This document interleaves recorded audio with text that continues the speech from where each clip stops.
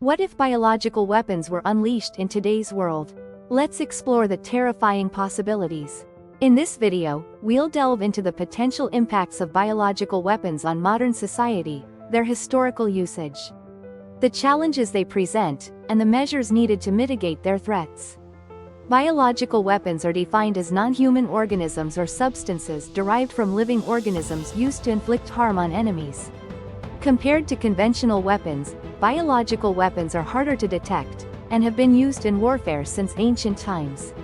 For instance, it is speculated that a plague that spread in the Hittite Empire, located in what is now Turkey over 3,000 years ago, was due to infected individuals being used as a medium for biological warfare. Additionally, there are historical accounts of the former Japanese military using biological weapons. In today's world, the Biological Weapons Convention, which prohibits the development, production, acquisition, transfer, stockpiling, and use of biological weapons, has been ratified by many countries. The reasons for proposing the Biological Weapons Convention are similar to those for other weapons of mass destruction. It causes a high number of civilian casualties and have significant impacts on the economy, food supply, and the environment. Moreover, biological weapons are extremely difficult to control after use, meaning that users can also suffer the consequences. Although there is no concrete evidence that it was a biological weapon, the severe infectious disease that spread from 2020 clearly demonstrates the difficulty in handling such weapons. The greater the infectiousness and damage caused by a biological weapon, the more it harms the enemy. But it also increases the likelihood of self-inflicted harm. For this reason, many consider biological weapons too risky to be practical. However, terrorist organizations might not be as concerned about their own losses, making it possible that they could resort to biological weapons. In the world after 2020, where the fear of infectious diseases lingers in people's memories, the psychological impact of biological weapons has increased, potentially making them more appealing to terrorist organizations. This underscores the need to reevaluate the dangers of biological weapons in today's society. What would happen if biological weapons were actually used in the modern world? The types and effects of biological weapons are diverse. Some, like anthrax and the smallpox virus, are intended to kill humans, while others, like the foot and mouth disease virus, target livestock or crops. The use of fleas or ticks can also be considered a form of biological warfare. Regardless of the type, there are two main advantages for those using biological weapons. First, they are relatively easy to obtain. With exceptions like the smallpox virus, many pathogens exist in nature, and biological weapon technology can be developed as a byproduct of research into treatments. Compared to nuclear weapons, the acquisition of biological weapons is much simpler. Second, the effects take time to manifest. Due to the nature of biological weapons, it usually takes several days for symptoms to appear after infection. This means that perpetrators have plenty of time to escape after spreading the weapon. Detecting pathogens or viruses in the environment or the body before symptoms appear is unrealistic. In many cases, abnormalities are only discovered when many people suddenly fall ill or when there is a mass die-off of livestock or crops, by which time the damage is already extensive. Identifying the perpetrators is extremely difficult. Consider the case of anthrax, which is often cited as the biological weapon with the highest potential for use in modern times.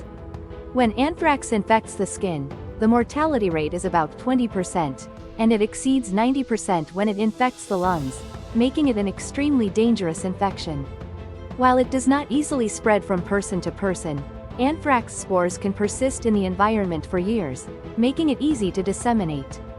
If 110 pounds of anthrax were dispersed into the air from a location 1.2 miles downwind of a city with a population of 500,000, it is estimated that about 95,000 people would die and another 125,000 would be incapacitated.